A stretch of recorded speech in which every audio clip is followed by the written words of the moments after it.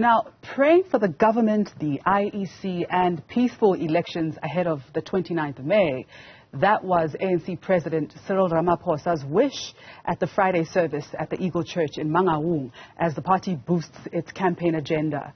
Ramaphosa told congregants that there will be people who criticize the institutions but made no mention of the uMkhonto weSizwe party after the intense court battles this week.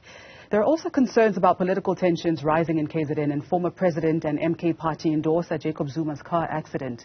And joining us now to unpack all of these developments is political analyst Dr Ebrahim Harvey. Welcome and thank you so much for joining us. Good morning. Good to be with you, and good morning to your viewers. Dr. Harvey, are we seeing a rise in the political tensions as we build up to the 29th of May? I think that is putting it rather mildly, the question. Yeah, no, you can see already, man, the tensions are there, it's building up, and I think it's going to be quite dramatic and combustible. Probably the most dramatic and combustible. There's so much at stake. You know, ever since 1994, there's too much at stake in this election, and you can see, number one, the ANC has its back against the wall like never before from 1994. That is why you've had this mushrooming of opposition parties. They all want to climb in on the act and try to take more votes away from the ANC. They know the ANC is in very serious trouble.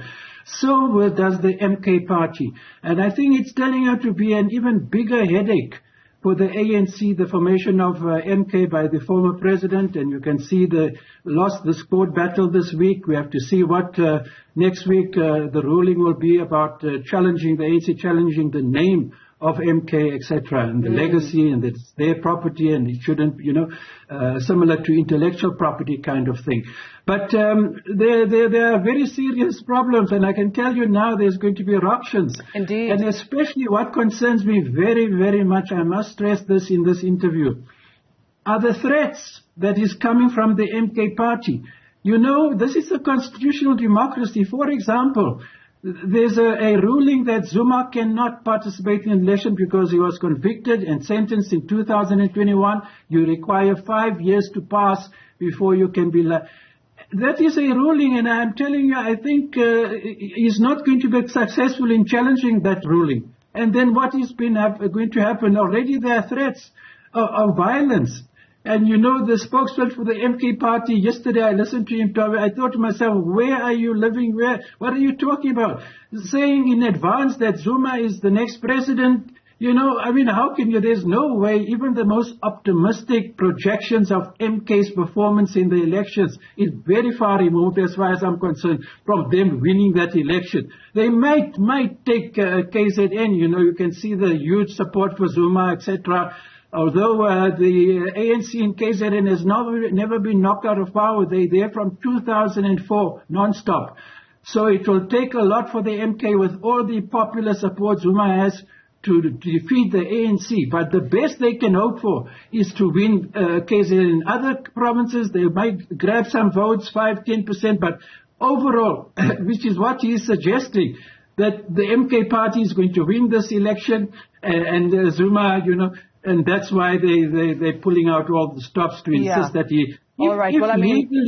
Thank you very much. Doctor, somebody certainly have to be living under a rock not to know that the IEC ruled that the former President Zuma cannot be a candidate for parliament on the MK party list. Now, do you think this news comes as a shock to the party? To the MK party? Yes. Well, they would indeed be, under a rock or between a rock and a hard place, because it's the law. They can go and check out the law. The IC, what is the IC doing? It's not being dramatic with its power, excessive. What it's doing is to simply interpret the law, and they are right insofar as the law is concerned, that Zuma is not eligible for election because of the conviction of 2001, when he tried to prove a point was really unnecessary. He should have appeared before the Zonal Commission. He refused to. You can see what happened, big drama, and then got sentenced, So that hangs on his head. He can't refuse. And in fact, it is very unlikely, I'm telling you. That is why I'm saying I'm worried that there might be violence, and already they've threatened violence, the MK party, which I don't think at the end of the day is going to help them one bit. And I am certain that Ramaphosa and the Defense Force and police are going to clamp down like hell. Yeah. Because they know already that threats are coming from that, and I'm sure they're preparing for it. But I really will urge the MK party to desist from violence, because this is a constitutional, legal matter. Well, look, the law is the law. Threats. The law is the law. Now, on Friday, the news of the Zuma car accident broke and was reported by various media when one drunk driver has been arrested in connection with the accident. However, the MK has blamed the ANC KZN and the Minister of Police. What are we to make of this development? No, man. You know what? I looked at this thing and I thought quite a lot about it yesterday. You know, the context has to be appreciated, during which it's reportedly accident took place. It's Easter weekend, there's drinking and driving on the road. Well, if you look at the MK party spokesperson yesterday on TV, he's saying from what they could see, Zuma's car, presidential car, was deliberately targeted. You know, I don't know if an investigation is going to provide very clear, definitive answers here, you know, about but I mean, they're building this up, you know. We don't know what exactly the truth is of what happened. But for them to conclude that it's absolutely inspired by the ANC, KZN, you know, the powers that be, who wants to demobilize Zuma, if not, you know, injure, kill him, whatever, so that he doesn't stand as a candidate. What they fail to realize is, independent of the accident and whatever versions arise therein, legally, which is a separate matter, it's got nothing to do. He can't, you know, and I can't see the ANC changing their ruling whatsoever. And that is going to be their trump card when they face an appeal, which is impending now. I don't think they're going to win the appeal. So Zuma's not going to be able to participate in that election, and they're threatening violence and so on.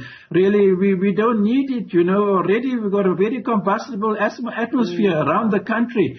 And, you know, my biggest fear is that you might indeed have an angry outlash and some violence, and really it's going to get us nowhere whatsoever, you know, in the end of the day.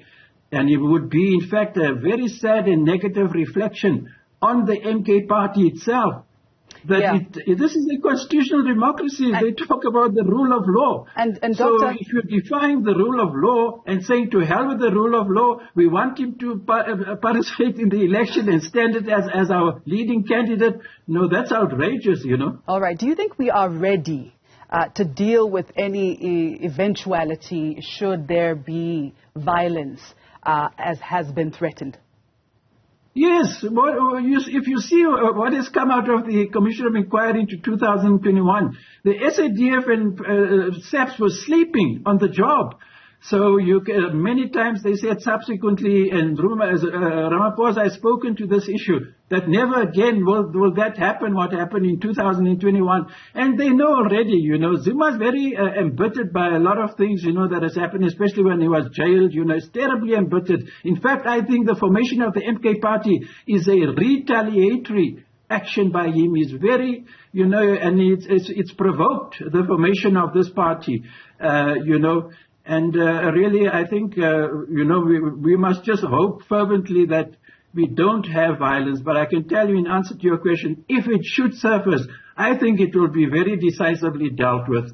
I mean, but we don't want to go there. And I hope that, you know, MK doesn't resort to violence, you know, in the run-up to the election. They may participate in it, but to have Zuma standing as their leading candidate, that's the point.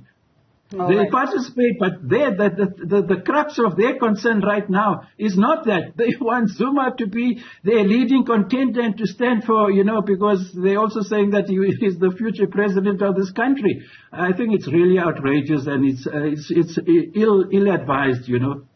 Well, President Ramaphosa has asked citizens to pray for safe elections. Is there an imminent over and above the threats that have been made by the MK or certain members of the MK, when it comes to the imminent threat of violence. What do you think is the advice that you would ultimately give in closing? Here is the response to your question. You see, Ramaphosa is being delicate and diplomatic.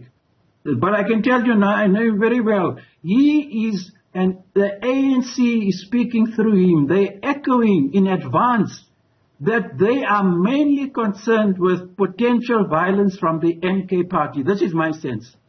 So while there's a lot of combustibility, there might be violence on other issues. I can tell you now, in the run-up to this election, what is increasingly featuring as a huge threat to this election in terms of, and also there'll be contradiction in the principle. The guiding principle of the elections is to be free and fair.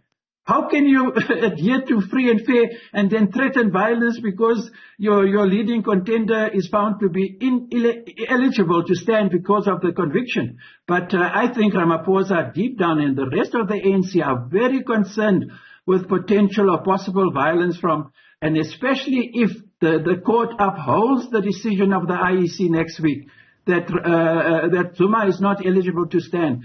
I really think, we're going to have eruptions in this country, and I just hope it doesn't happen. But if it does happen, my answer to your question, I think the state is up to the task, and they're certainly preparing in advance, I gather already, for the possibility, if not probability, of the violent backlash. Thank you very much for your time. That was political analyst Ebrahim Harvey.